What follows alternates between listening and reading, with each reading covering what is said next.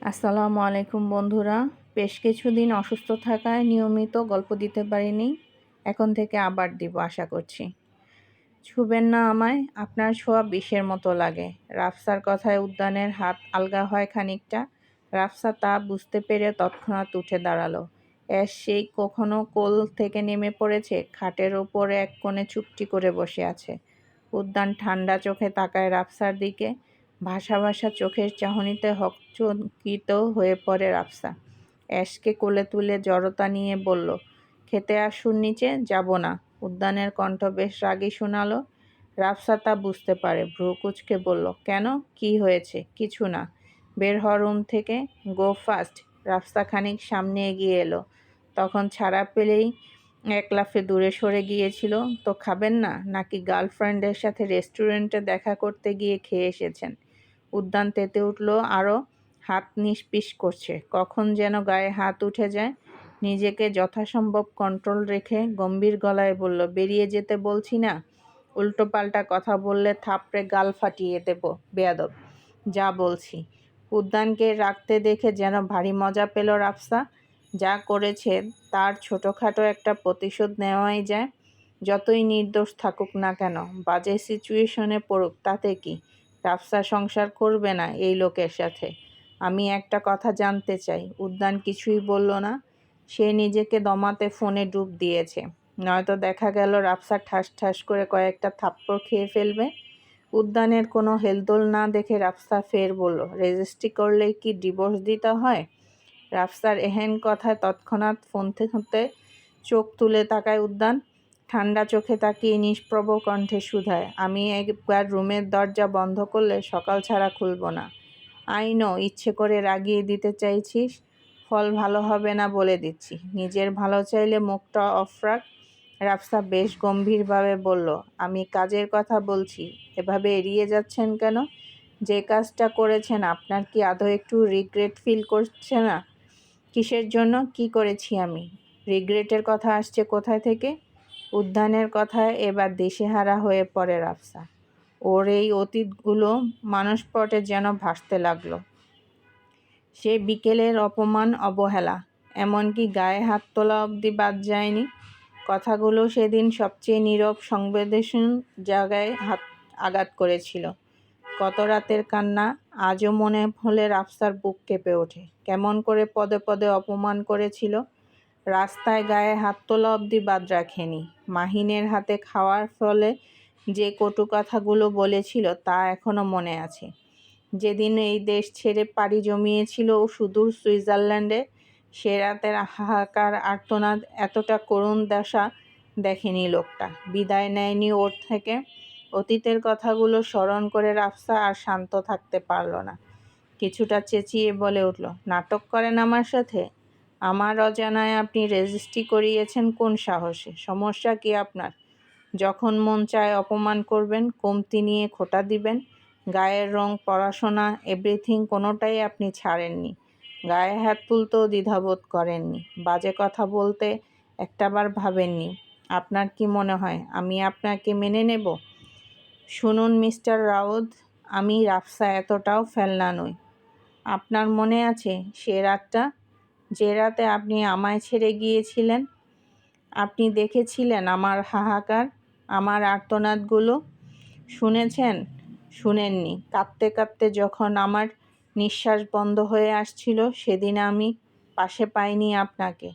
রাতের পর রাত কেঁদে কেঁদে তাহাজ্জুদে আপনাকে চেয়েছি। আমাকে জীবন্ত লাশ বানিয়ে আপনি ক্যারিয়ার গড়তে গিয়েছিলেন। আমি আপনার বোনের কাছে কিভাবে চেয়েছি আপনাকে জানেন? আপনি পাষাণ পুরুষ, একটাবার আমার খবর নেননি, কথা বলেননি কখনো।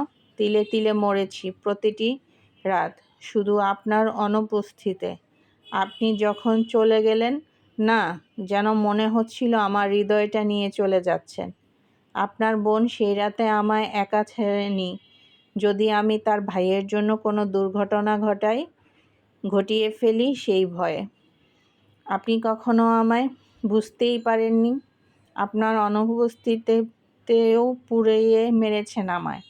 আমার এক ছোট্ট মনটায় কষ্ট দিতে আপনার বুক কাঁপল না? একটাবার মনে হয়নি মেয়েটার কী অবস্থা হবে? মিম আপুর সাথে এত মেলামেশা করতে একটাবার মনে হয়নি আমার মনের অবস্থাটা কী হতে পারে? হুট করে রেজিস্ট্রেশন করিয়ে ফেললেন আর আমি মেনে নেব তা ভাবলেন কি করে আপনি? আমি সেদিন রেজিস্ট্রি পেপারে সাইন করেছি। কেন জানেন? অবশ্যই প্রতিশোধ নেওয়ার তাড়নায়। ভালোবাসার মানুষের থেকে অবহেলা, অপমানিত হতে হলে কেমন লাগে সেটা বুঝাতে চেয়েছি। আপনি ভাবলেন কি করে আমি আপনাকে স্বামী হিসেবে মেনে নেব? রেজিস্ট্রি পেপারে সাইন করেছি, এতটুকু কি যথেষ্ট নয় আপনার? রাফসার কথায় স্তব্ধ হয়ে গেল উদ্যান। ওর জন্য মেয়েটা এতটা সাফার করবে সেটা কখনো ভাবিনি। ওকে এতটাই ভালোবাসতো যে তাহাজ্জুদের মোনাজাতে চেয়েছে প্রতিনিয়ত। ও চলে যাওয়ার পর মেয়েটা দম আটকে মরতে নিয়েছিল। ছোট রাফসা কবে এতটা পাগল হলো তার জন্য? উদ্যানের বুকের বাম পাশে চিনচিনে ব্যথা অনুভব হলো। এই ব্যথা প্রশান্তির। যে মেয়েটাকে পাওয়ার জন্য এত লড়াই, সে মেয়েটাই তাকে এত ভালোবাসে। উদ্যান আসলেই সেদিন রাফসার কথা আমলে নেয়নি। ভেবেছিল বাচ্চা মেয়ে, আবেগে পড়ে এমন করছে। কিন্তু এতটা সাফার করবে জানলেও উদ্যান কখনোই ওকে এতটা কষ্ট দিত না। রাফসা কথাগুলো বলতে গিয়ে প্রায় কেঁদে দিয়েছে। কাঁদবে নাই বা কেন? অতীতটা এত সহজ ছিল না। প্রতিনিয়ত দুমড়ে মুচড়ে উঠত এই মানুষটির অভাবে। উদ্যান বিছানা থেকে উঠে দাঁড়ালো।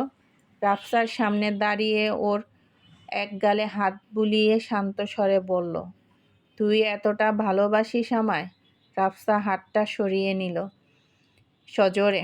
চোখ জোড়ায় ঘৃণা বিরাজমান। তাচ্ছিল্যে হেসে বলল, ভালোবাসতাম, এখন আর বাসি না। উদ্যান খসখসে বৃদ্ধা আঙুল দিয়ে রাফসার গাল স্লাইড করে চোখে চোখ রেখে নিষ্প্রভ কণ্ঠে বলল, কিন্তু আমি ভালোবাসা দেখি প্রতিনিয়ত। ঘৃণা করতে পারবি না আমায়। তোর মনের কোণে আমার জন্য কেবল ভালোবাসা থাকবে, এই ব্যতীত অন্য কিছু নয়। একদিন ছাদে বিকেলে একটা কথা বলেছিলাম, মনে আছে? একজন মানুষের প্রতি অভিযোগগুলো শেয়ার করেছিলাম। তার জন্য আমার মনের রাজ্যে কেবল ঘৃণা জমিয়ে রেখেছি। সে ঘৃণা কখনো শেষ হওয়ার নয়। সে ফিরে আসতে চাইলেও ফেরাবো না বলেছিলাম। না, তাকে আমি কখনোই মেনে নেব না। উদ্যান আহত চোখে তাকিয়ে রইল। ওর বুকের বাপাসটায় কি তাণ্ডব চালাচ্ছে সেটা কি এই রমণী বুঝবে? আমায় এভাবে ভেঙে দিও না জান। রাফসা মুখ ফিরিয়ে নেয়। উদ্যান এই আহ্লাদ যেন বিষের মতো লাগছে কানে। রাফসার এমন মুখ ফিরিয়ে নেওয়াতে বুকটা কেঁপে উঠল তার। কি করে বুঝাবে এই রমণীকে? উদ্যানকে অবাক করে দিয়ে রাফসা ধীর গতিতে বলে উঠল, আমি সত্যিই আপনাকে স্বামী হিসেবে চাই না। মানতে পারবো না। প্লিজ আমাকে ছেড়ে দিন, শান্তিতে একটু বাঁচতে দিন। আর কত পোড়াবেন আমায়? এত পুড়িয়েও শান্তি হচ্ছে না আপনার? মায়া লাগে আমার প্রতি একটুও? আমি সত্যিই খুব ক্লান্ত, আর পারছি না তালে তাল মেলাতে। রেজিস্ট্রি হলে ডিভোর্স করতে হয় কিনা জানা নেই আমার। আপনি প্লিজ আমাকে ছেড়ে দূরে থাকুন। আপনার উপস্থিতি, ছোঁয়া আমার শরীরে কাটার মতো বিঁধে। উদ্যানের যেন দাঁড়িয়ে থাকার শক্তি লোপ পাচ্ছে। প্রেয়সীর অনুরাগ যে এতটা হবে সেটা কখনো ভাবিনি। Ruhi, let me explain. আমি পরিস্থিতির শিকার। প্লিজ বোঝার চেষ্টা কর জান। তুই আমায় এভাবে ভেঙে দিস না আমায়। আমি কার কাছে যাব বল? তুই না বুঝলে কে বুঝবে আমায়? তুই আমার বউ তো, তাহলে কেন ছেড়ে যাওয়ার কথা বলছিস? এই কথা বলিস না রুহি। তোকে ছাড়া বেঁচে থাকার শক্তি যে আমার নেই জান। পৃথিবীর সমস্ত সুখ আমি তোর পায়ে এনে ফেলবো, তবুও ছেড়ে যাওয়ার কথা আর বলবিস না জান। আমি বাঁচবো না তোকে ছাড়া। প্লিজ জান আমার। সময়টা ডিসেম্বরের শেষ সপ্তাহ। সময়ের সাথে পাল্লা দিয়ে যেন শীত বেড়েই চলেছে। সূর্য উঠতে বেশ দেরি হয়। চারদিকে কুয়াশার চাদরে ঢাকা থাকে। শিশুর বিন্দুগুলো টপ টপ করে বৃষ্টির মতো ঝরে পড়ে। এই শীতের সকালে আজ ঘুম থেকে উঠে পড়েছে আবিয়ান। ওয়াশরুম থেকে ফ্রেশ হয়ে বেরিয়ে এলো। ওয়াশরুম থেকে বের হয়ে আয়নার সামনে এসে দাঁড়ালো আবিয়ান। মুখের জলের ঝাপটা দিয়ে নিজেকে একদম ঝরঝরে লাগছে। আজকের উজ্জ্বল সকালটা আলস্যে কাটানোর কোনো মনে হয় না। পেট কমাতে এখন যা করা লাগবে তাই করবে আবিয়ান। সে আলমারি খুলে প্রথমেই বের করে নিল তার পছন্দের ডার্ক গ্রে কালারের একটি ড্রাই ফিট টি শার্ট। এই ফ্যাব্রিকটা আবিয়ানের খুব প্রিয়। টি শার্টটি গায়ে জড়াতেই তার সুঠাম শরীরে বেশ মানিয়ে গেল যেন। এরপর পরে নিল কালো রঙের একটি স্টেবল ট্র্যাক প্যান্ট। তারপর ড্রয়ার থেকে একজোড়া সাদা সুতি মোজা বের করে পরল। এরপর র্যাক থেকে বের করে আনলো নির্ভরযোগ্য রানিং সুজোড়া। নিপুণ হাতে ফিতেগুলো শক্ত করে বেঁধে নিল সে। ঘরের এক কোণে রাখা পানির বোতলটা ভরে ব্যাগে ঢোকালো সে। সর্বশেষে হাতের কবজিতে আটকে নিল তার স্মার্ট ওয়াচটি, যা আজকে হাঁটার প্রতিটি ধাপ আর হার্ট রেট গুণে রাখবে। ড্রেসিং টেবিলের উপর থেকে হালকা সুগন্ধি স্প্রে করে নিয়ে সে দরজার দিকে পা বাড়ালো। আজ যেন আটঘাট বেঁধেই নেমেছে বেশ। সিঁড়ি বেয়ে নিচে নেমে ডান দিকে একটি কক্ষে এসে পা যুগল থামে। শক্ত হাতে দরজায় করাঘাত করে, তবে ওপাশ থেকে কোনো রকম রেসপন্স না পেয়ে যেন চেতে উঠল আবিয়ান। পুনরায় শব্দ করে দরজায় টোকা দিয়ে চেঁচিয়ে বলল, এই রনি, উঠছিস না কেন? তোকে কাল রাতেও বলেছিলাম না সকালে মর্নিং ওয়াকে যাব?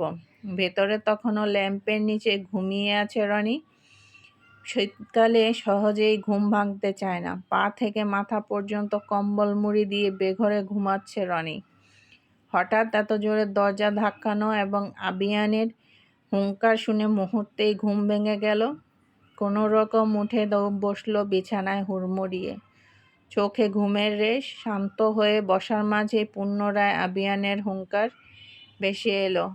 রনি শুকনো ঢোক গিলে তড়িঘড়ি করে নেমে দাঁড়ালো। ব্যস্ত পায়ে গিয়ে দরজা খুলে দিতেই ভড়কে গেল। রণমূর্তি রূপ নিয়ে দাঁড়িয়ে আছে আবিয়ান। তোকে কাল কি বলেছিলাম? কি বলেছিলেন মানে? ভাই, এখনো তো কাল আসেনি। আপনি কি বললেন বুঝতে পারছি না ভাই। বেচারা রনি ঘুমের ঘোরে কি বলছে নিজেও বুঝতে পারছে না। রনির কথায় আবিয়ানের ভ্রু কুঁচকে যায়। সাত সকালে ঠাট্টা করছে? ফাজলামো করিস আমার সাথে? এক থাপড়ে চাপার দাঁত ফেলে দিব। এতক্ষণে ঘুমের চলছিল রনি। আবিয়ানের ধমকে মুহূর্তে ঘুম পালালো চোখ থেকে। সোজা হয়ে দাঁড়িয়ে বলল, ভাই, এত সকালে ডাকছেন কেন? কেউ হামলা করেছে? তুই আমার হাতে মার না খাওয়া অবধি ভালো হবি না বুঝেছি। এই বেয়াদব, তোকে না বলেছিলাম সকালে মর্নিং ওয়াকে যাব? তাহলে এখনো রেডি হসনি কেন? মুহূর্তেই মনে পড়ে গেল গতকালের কথা। বেচারা কোনো কিছু বলতে গেল পেট বাড়ার কথা। নিজের দোষে এখন বিপদে পড়েছে। শীতকালে কম্বলের নিচে নাক ঢেকে টেনে ঘুমাবে তা না, আরেকজন এসেছে এত সকালে মর্নিং ওয়াকে যেতে। বিড়বিড় করে বলল, কেন বলতে গেলাম এই কথা? মন চাচ্ছে নিজের মাথায় নিজেই দুটো বাড়ি মারি। হায় আল্লাহ, এত সকালে মজার ঘুম ছেড়ে বাহিরে যেতে হবে? আহ আহ, কি বিড়বিড় করছিস? লেট হয়ে গিয়েছে অলরেডি। রনি মুখটা বাংলার পাঁচের মতো করে নিল। আমতা আমতা করে বলল, ভাই, আগামীকাল গেলে হয় না? না মানে এই কাল না, আরও কাল আছে। এই কালে নিয়ে যাবে সেই কালের কাছে। আবিয়ানের কথায় ভ্যাবাচ্যাকা খেয়ে গেল রনি। সাত সকালে কি বলছে এসব? মুখ পর মুহূর্তেই হাততালি দিয়ে বলল, ও মায়া মায়া গো, ভাই কবিতা মিলছে। আপনার সুনাম করার জন্য আজ ক্ষমা করে দিন। এত সকালে শীতের মাঝে বের হতে ইচ্ছে করছে না। 5 মিনিট দিলাম, তার মধ্যে রেডি হয়ে ড্রয়িং রুমে আয়, নয়তো তোর ক্রিম মাখার খবর পুরো ইউনিয়নে ছড়িয়ে দেব। এক দফায় চুপ করে গেল রনি। পুরো ইউনিয়নে ছড়িয়ে দিলে তখন তো কোনো মেয়ে বিয়ে করতে চাইবে না। ওয়াশরুমে যেতে যেতে বলল, না থাক, পরে আবার মেয়েরা ক্রিম সুন্দরা বলবে। কি করছিস? উদ্যানের ডাকে পেছনে ফিরে রাফসা। গতকাল রাতের কথা মনে পড়ে যায় হঠাৎ। রাফসা মনে মনে হাসল। কি পাগলামি করেছি ও রাতে, ভাবলেই হাসি পাচ্ছে। আগের উদ্যান এবং গতকালের রাতের উদ্যানের মধ্যে আকাশ পাতাল তফাৎ ছিল। চেনাই যায়নি লোকটাকে। কতক্ষণ যে বুকের মাঝে চেপে জড়িয়ে ধরে রেখেছিল তা ইয়াত্তা নেই। আজ এ পর্যন্তই বন্ধুরা, আমি শারীরিকভাবে অনেক দিন ধরে অসুস্থ, তাই নিয়মিত গল্প দিতে পারছি না। এর জন্য আমি আপনাদের কাছে ক্ষমা চেয়ে নিচ্ছি। বন্ধুরা, আমার জন্য দোয়া করবেন, আমি যেন তাড়াতাড়ি সুস্থ হয়ে যাই আর আপনাদের জন্য গল্প লিখতে পারি। বন্ধুরা, আমার চ্যানেলে নতুন হয়ে থাকলে চ্যানেলটি সাবস্ক্রাইব করে দিবেন প্লিজ।